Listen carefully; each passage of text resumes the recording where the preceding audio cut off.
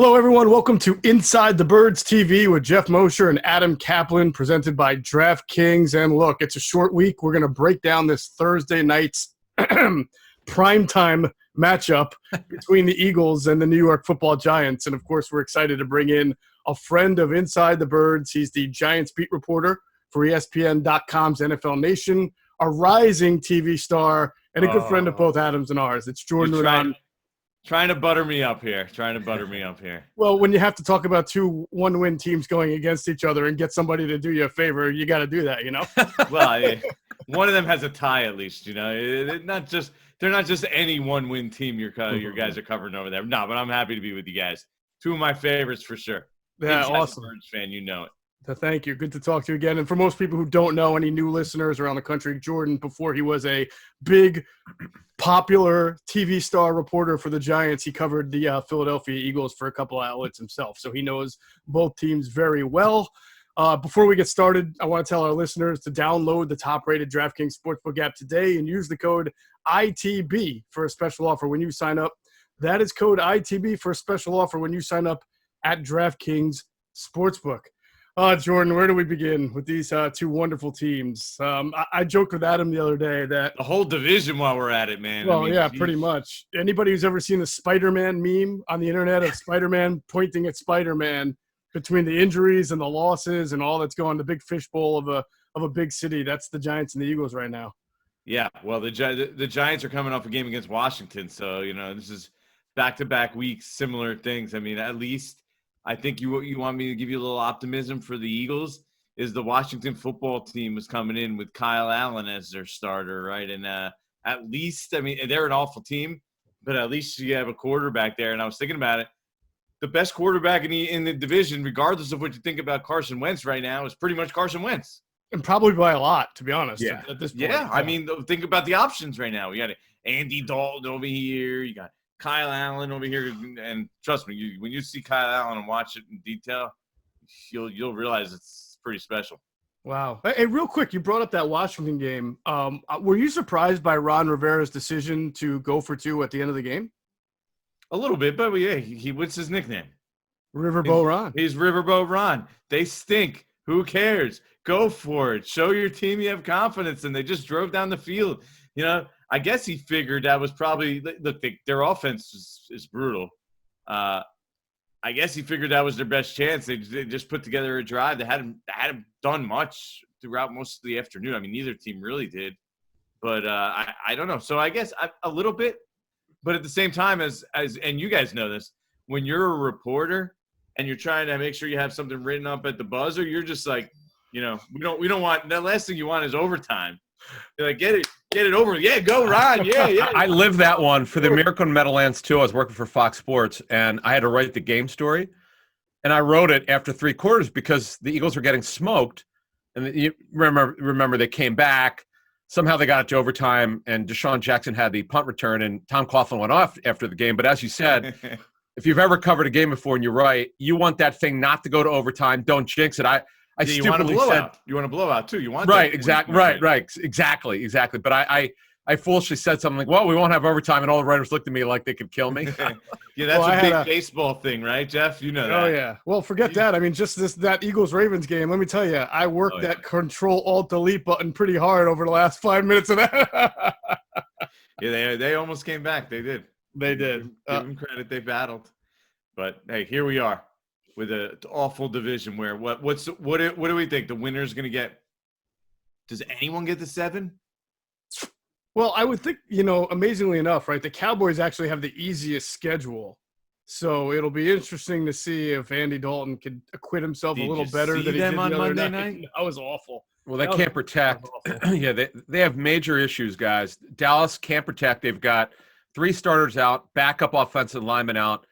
They're not buying into Mike Nolan's scheme. They can't execute anything. They're awful. Washington, after that win where they came back from being down 17-0 to Philly is bad. They should be better than they are, though. Not that they're an 8-8 team, but I just from all the first round picks they've had. And then Jordan brings us to the Giants. I'm a big Daniel Jones fan. I know it's been a struggle. So, what's been the problem with him so far? Man, that's a good question. It's really just an extension of what you saw, right? we saw pretty much what we're seeing now his rookie year. And the turnovers, right? I mean, the bottom line is the guy has 31 turnovers in 17 starts. That's basically 2 turnovers a game. It's hard to live with 2 turnovers a game in the NFL. It's crazy. And you were hoping to see that progression, and we really haven't. You see the splash plays that give you hope that Daniel Jones could be the real deal, but then it's always seems to be back to that one mistake again. It made twice already this year. You're talking about he tried to throw the ball out of the end zone, but didn't throw out of the ball of the end zone, and it ended up being 2 red zone interceptions. And those are the ones you're just like, you're like, what are we doing? We can't do that. Like, those are inexcusable. Now, we want to sit here and make excuses. His weapons are limited. He lost Saquon Barkley. Obviously, we know that. Sterling Shepard's been out. They really don't have anyone that's going to scare you anymore. He's in the first year of an offense again in an offseason where there was a pandemic, so he didn't have the full offseason that you would normally be afforded. So you put all these things together, and here we are with Daniel Jones. But random, crazy Daniel Jones stat, and this is the bottom line. He has less touchdown passes in 6 starts this season than Dwayne Haskins does. Wow. That's hard to believe. He has 3 touchdown passes. That's really Justin Herbert did that last week in 1 game alone, also with a bunch of slappies working with him, right? I mean, his line looked like the Cowboys' line in that game. Right. Here we are. Well, what do you make of the offensive scheme with Jason Garrett? Because we know Joe Judge is a special teams guy, probably does not draw up the offense every week. How have you seen it change over the past, and what results are you seeing from it? It's pretty much what you would expect from Jason Garrett in that it's pretty darn vanilla, right? They came out 1 game, and I'm sure Joe Judge went in there and he's like, come on, we need to be innovative, come out, pull some stuff out. And 1 game, it was 2 weeks ago. He came out and it was against the Cowboys, and they tried all kinds of different things, end the rounds, flea flicker, all kinds of jet motions and stuff off that. They threw back to Andrew Thomas on a 2-point conversion, who's their left tackle. So, yeah, they pull it off. But in general, it's been pretty vanilla, right? And for whatever reason, you wanted – here was the concern with Jason Garrett coming in, right? And I said this at the time, and we're still stuck here in this spot. You said Jason Garrett really hasn't called plays since, like, I don't know what it was, 2013, I think. So you're talking about like 6 seasons. Now we're 7 years basically removed from the last time he called plays. And the reason he got pulled from the play calling because it was kind of vanilla and plain, and he wasn't the most innovative. And in 7 years, the NFL changes really quickly. So you're saying, okay, now that he's just concentrating back on the offense and calling plays, you'd hope, all right, he can go back there and adjust with the times and be progressive and look around the league. And you know what? You see a lot of what you saw from the Cowboys originally. I mean, they want to run it. They want to just pound it. They're not taking a lot of deep shots down the field. And when they do, he looks to hit early down play action. I mean, it's almost the same Jason Garrett playbook that you saw 7 years ago when he got the job pulled from him. So I think that's where we stand with Jason Garrett. And the Giants, look, they're working. He is working. I'm going to give Jason Garrett the benefit of the doubt. He's working with one hand tied behind his back. He has below average offensive line with subpar weapons, especially since Saquon's out. I mean, they have a running back now who they pulled off the street a couple weeks ago. Devonta Freeman's now their bell cow guy. And so, he's definitely working with limitations, but you just wanted to see that growth with Daniel Jones. I mean, I'm not going to – and you shouldn't sit here and nobody should, be pointing the finger at Jason Garrett and say this is terrible, failed experiment, fire him, get rid of him. It's 6 games in of a crazy year. Let's see what, the next 12, the next 10 games holds for Jason Garrett here with Daniel Jones. Jordan, Darius Slayton crushed the Eagles last year. I mean, he is 86. The guy could run. Real nice surprise, I think, for the Giants, considering what was he, a 5th-round pick? Yep. The story around the league is he needs to develop a little bit more physically, but the kid could run. He seems to produce. Has Jones and Slayton been on the same page from what you've seen from the two of them? See, that's the thing. This is why Darius Slayton, I think, has been able to excel. He's been on the same page with Jones since day one. Because think about it. So they come in last year in the spring, and you have these two guys. Eli Manning's still here, remember. So Daniel Jones is playing with the second team. Darius Slayton comes in as a fifth rounder. So where's Darius Slayton playing? He's with the fifth team. So they got that chemistry from day one. So I think that's why when Daniel Jones got thrown into the lineup, who does he feel most comfortable throwing the ball to? At that point, it was Darius Slayton, and I still think that's the case right now. Like you said, at times the Giants are shorthanded on weapons. There's no Saquon to take attention from the opposing defenses, and Sterling Shepard's been injured. So opposing defenses have been able to go and concentrate a little bit more on Slayton. And as you said, if there's one way to beat him, you go to the line, you beat him up, you get physical with him. He's not a big guy. He's a faster, wiry type guy. So you can beat him at the line of scrimmage. So there has been weeks where teams have maybe played guys over the top. Teams have played him very physical, and they've been able to slow him and shut him down. Now, this week in particular, he had a foot injury. He was on the injury report all last week entering that game. So now they're on a short week. He aggravated it throughout last week's game against Washington. I try so hard not to say that R word, by the way. I mean, I said it. I said it several times in interviews last week. It's so hard not to say that word. You're just so ingrained to say it. But when you're talking about Slayton, so now he has this foot injury that's obviously bothering him. It's obviously something that's he's been limited at practice.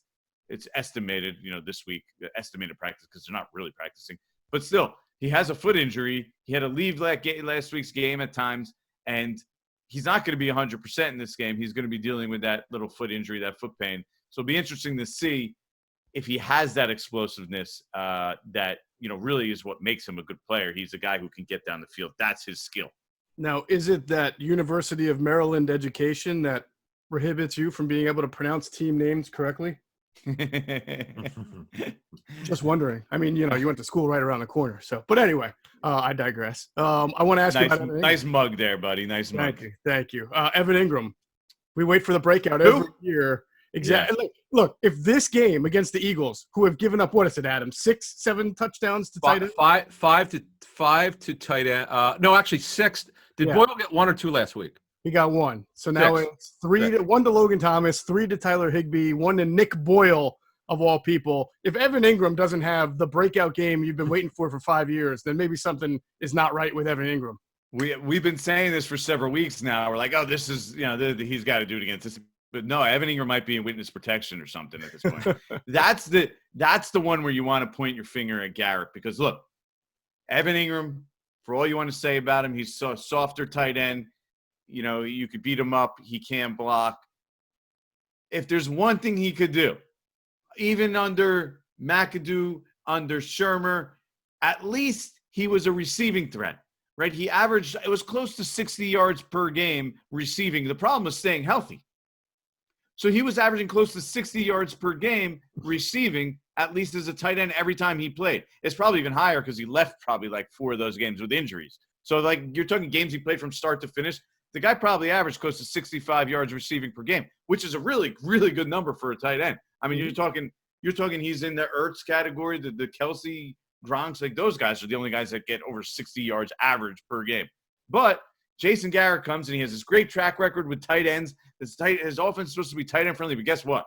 He sapped any kind of effectiveness out of him whatsoever. He looks kind of shell-shocked. He had a terrible first game, Evan Ingram, and he hasn't really been able to bounce back. Now, the Giants are trying to get him the ball. And you could see it the first play last week. They drew up a play. They threw the ball to him. It was a 22-yard game. It was the first time this year they threw a pass over 15 yards in the air to Evan Ingram. Oh, my God. Imagine that. First time this season. Evan Ingram is a speedy tight end. He's running curls. He's running plays in the flat nonstop. They haven't used him downfield at all. So I don't know. I know the Eagles are terrible against tight ends, but if you said you had to bet something, bet your life on it, that this would be a breakout game, I would have trouble doing it. That's where the Giants are with Evan Ingram right now. It's unbelievable. Wow. So before we get to the defense, the offensive line has been one where, just talking to other teams that have faced the Giants or done advance on them, it's certainly one of the bottom offensive lines, but is there any room for I don't want to say excitement, it's an offensive line, but if you're a Giant fan watching, is there room for optimism with this offensive line because you've got some young, talented players on it? I think there is because they've gotten better. I know it's hard to see that because if you look at the sheer numbers, like, whoa, that offense is still brutal. They're basically bottom in the league and all. Besides the Jets, Jets aren't in the NFL, so they're in like a different category, especially offensively these days. So the Jets are 32nd in every offensive category, but the Giants are 31st in a whole bunch of them. 29, 30, at 31st. We're talking offensive efficiency, yards per play, all the stats that really matter. Touchdowns. I mean, they're down near the bottom, but the offensive line has gotten better. They have run the ball much more effectively. Granted, the bar was so extremely low those first few games, but they have run the ball more effectively. They're getting up near that 4 yards per carry pop, which is a respectable number in the NFL. So I think there is reason to be optimistic. I mean, you have the middle is the best part of the line because Will Hernandez and Kevin Zeitler, maybe not great players, especially Zeitler maybe on the downside of his career. They're at least 2 above average guards. But then you have young guys like Nick Gates, who is playing center, never played center in his life, really, before this year in a game. So he's 6 games into the experiment right now. He's progressively been better. And then you have rookie Andrew Thomas on one side and then Cameron Fleming on the other. Andrew Thomas has really struggled. We saw a little bit of Matt Peart. It is, I think it's Pear to trying to pronounce it right these days. Pear with a T. Pear with a T. There you go. So he played a little bit of left tackle last week because Andrew Thomas was benched for being late to a meeting. It'll be interesting to see if he figures into the equation this week in some way, shape, or form. I believe he probably will. He has earned that opportunity. So you might see the Giants alternating offensive linemen during the game. And if you think about it, there's a team that's done that before, and they're called the New England Patriots. So Joe Judge, New England. Interesting. You mentioning the Giants and then the Jets' futility makes me think that New York City area football is a combined, 1-11 right now? And then that makes the Philadelphia, the Jersey, New York City corridor about 15-1 altogether. So not a lot of good football being played from Philly to New York City. Adam mentioned the Giants defense, and when I was researching, it seems that they are much more improved and at least exceeding. Look, they're not blowing anybody out of the water, but it seems like they've exceeded expectations this year. That defensive front starting to come together a little bit. I think that's fair. I mean, they played well. Patrick Graham, the coordinator, has done a really good job of scheming stuff up, especially pressure-wise. Because, that front is pretty good. They have a decent defensive line, but they're not exactly really strong in the pass rush category. So they have to manufacture that part of it. You see a lot of looks from this defense. They're very multiple. James Bradbury, who was an offseason signing, he might be playing better than any cornerback in the league right now. He's playing that well. Blake Martinez, obviously a tackle machine in the middle. Go look at the tackle numbers this year, last year, the year before that. He's given them some stability in the middle defense. So you have 2 solid, proven vets that you added to this defense. Now, while I say this, and I truly believe they are better, they've played better, there is a caveat, okay? Because let's take a step back and say who has this defense faced, okay? In week 1, they faced Big Ben and the Steelers, fine, right? Week 2, they face Mitchell Trubisky. He's now a backup, right? They faced Nick Mullins. They faced Kyle Allen last week. I'm missing a backup, Andy Dalton, they faced because Dak got injured early in that game. So you're talking about 4 of the 6 weeks, they kind of played backup quarterbacks already. So this will be an interesting test. The 2 quarterbacks they played so far were Ben and Geoff. And so Carson Wentz now adds to the list. So let's see how they do when they start facing. That's the next step. They're improved. How much? We're going to see now that they're facing better quarterback play. Now, I know the Eagles are beat up, but they should get a little bit healthier, right? Is that true this week? They're hoping? Not much. Not much. They're really hurting. Their depth is depleted. No, it's not just the starters. Now their depth, they have none. I mean, Geoff knows this. Geoff had this great line. He said that if Brett Toth, if you hear his name during the game, that's not a good thing. He was just claimed off Yeah, waivers no, last week. their line and receivers. I was watching a couple weeks ago. I really I didn't know anybody out there. Yeah, it's I was like, oh my god, I don't know. I've never heard of it's this a guy. problem. But looking at the Giants front, and you're talking about they're a little bit multiple, which is what I expected Patrick Graham to do based on his history. Marcus Golden is still there. They were able to retain him. I was surprised that he didn't leave. Who else do Eagle fans need to look at, or even Giant fans in this game, other than Golden? Who else could rush the passer? Yeah, well, Golden's barely even playing. Even last week, he barely played, even though they lost two defensive outside linebackers, not defensive ends. So he played 24 snaps. He's basically a pass rush specialist, who comes in. He plays, the kind of the role that Vinny Curry once did for you guys over there. That's kind of what he's been relegated to. Maybe he'll play more this week because of the team they're going against. But Kyler Fackrell is their guy now. I mean, he's like their number one edge rusher. So, I mean, that's the guy. The problem is for the Giants defense, they've got some good quality players on the interior, right? I mean, Leonard Williams, maybe the trade that the Giants made for him was stupid, but he's a quality player. That was because they gave up assets for a guy who's going to be a free agent. But he's at least a quality player.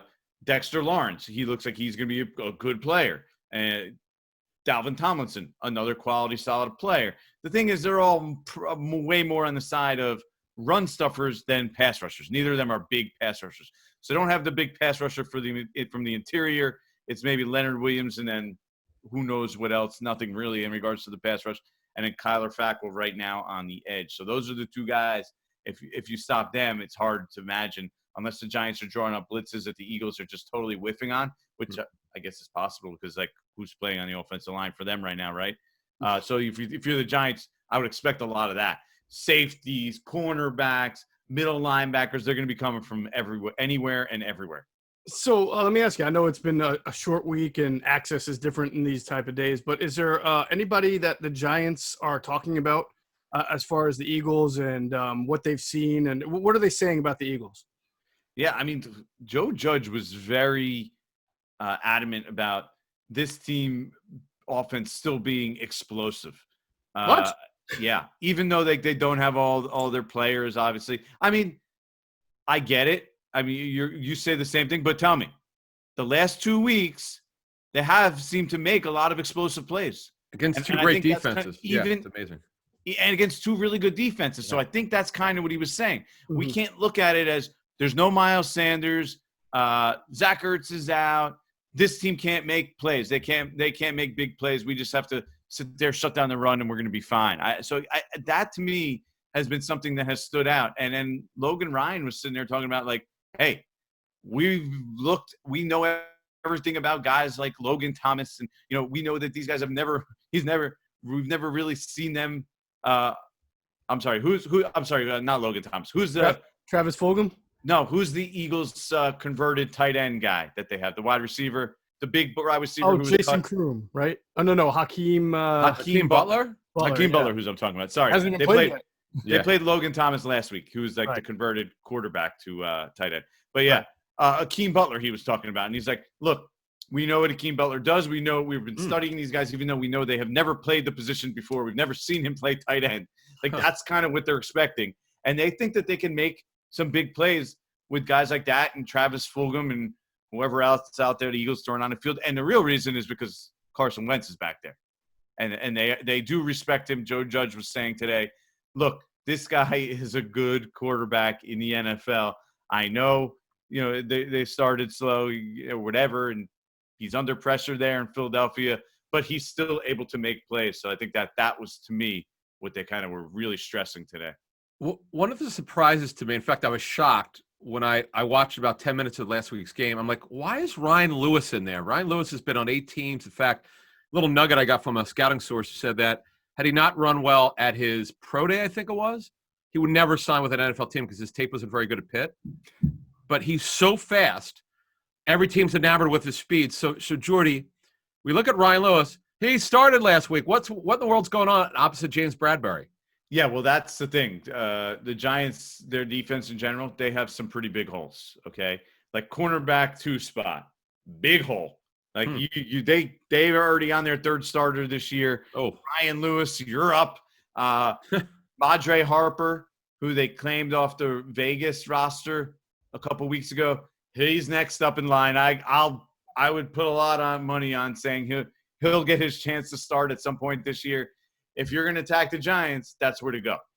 You find the number 2 receiver. You find Darnay Holmes, who's been playing in the slot, who's a rookie, and you say, all right, guys, those 2 guys, you see them over there? We're throwing to those 2 guys. You should never throw at James Bradbury. What happened? What happened to the kid? What happened to the kid from Denver, Yadam? Yadam? Yadam, Yeah, he didn't fare very well. It was a rough. Or as I called him once, Isaac Yankum. I didn't know how to pronounce his last name. Yeah, they made him Isaac Yankum here in New York too. He went all office space on that guy. He's not gonna work here no more. Yeah. He actually, I believe, was also this past week part of the crew that didn't make it there on time with Andrew Thomas. Okay. So it's not going great for Isaac Yadam. I don't even know if I'm pronouncing his name right either these days. Because, honestly, I've never met the guy. Right? That's right. And that's the case with a lot of these guys. Right. I mean, you don't get to meet these guys these days. I don't even know what they look like. You're like, oh, that guy. Oh, yeah, they claimed him. Who knows? We've never talked to him on, he's not a prominent player, so he's not doing Zoom calls these days. So, he's just a guy, and he might not be on the roster in a few weeks. That's how I would basically put it. All right, well, that about does it, man. That was a really good in-depth conversation, and that resonated with 2 one-win teams, I got to say. I think I probably gave Eagles fans some hope. Oh, my God. Yeah. We really should win this week. It sounds like you're kind of leaning toward picking the Eagles, Jordan. You don't have to give away your pick right now. What's the spread? Last I checked on DraftKings, the Eagles are 4-point favorites. Oh, yeah, that's right. Okay. So yeah. We'll have to see. Jordan, we thank you so much for joining us. It's been great to catch up with you. You can catch him on Twitter at Jordan Raanan. And come back on with us another time, would you? You got it. And anytime for you too, for sure. Thank you so much. All right, awesome. Thank you for watching us on the latest Inside the Birds TV. We'll catch you on the next episode. Take care, everyone.